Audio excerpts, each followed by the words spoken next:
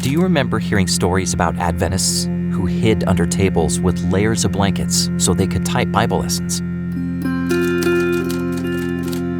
Or about those who braved icy waters to be baptized in secret? A lot has changed in the world over the years. But one thing hasn't changed.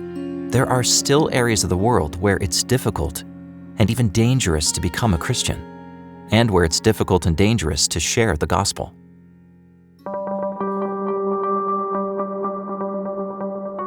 We've gotten used to how fast information travels around the world. Post something online, and you can have immediate responses from halfway around the world. It wasn't always that way. In the late 1800s, it could take more than a month for a letter to travel from the United States to China. It took that long for a ship to make the journey. Today, we can send a message that will be received in seconds. That's great, isn't it? Or is it? When it comes to mission, instant communication can be a blessing, giving us new ways to reach out and share the gospel. But it can be a problem, particularly in areas where sharing the gospel is illegal or unwelcome. Stories posted online can be seen by anyone, including those opposed to the mission of the Seventh-day Adventist Church. These people can quickly stir up trouble, inform authorities, and shut down our work.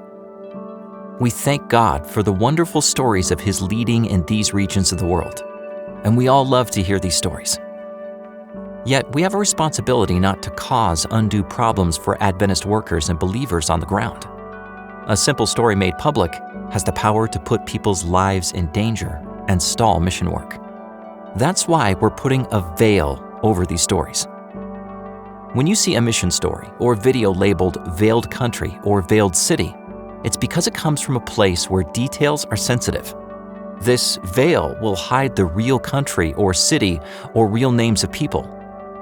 But we will share as much of the story as possible while protecting people's lives and the church's mission. According to a Pew Research Center study, in 2019, government restrictions on religion reached their highest point since 2007.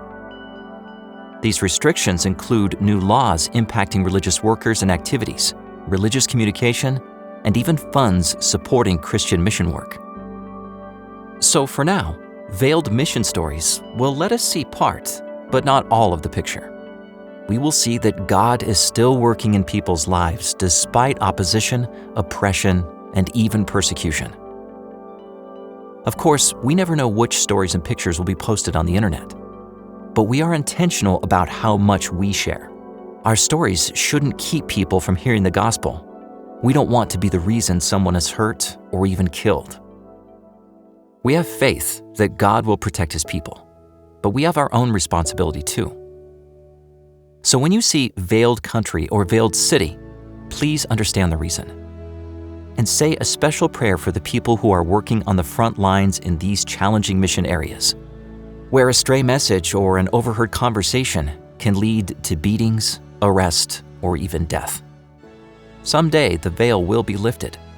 Someday we will meet the people behind the veil, and perhaps we will be able to say, "I heard your story. I couldn't see you and I didn't know your name, but I prayed for you." Thank you for your support of mission around the world, especially in veiled countries.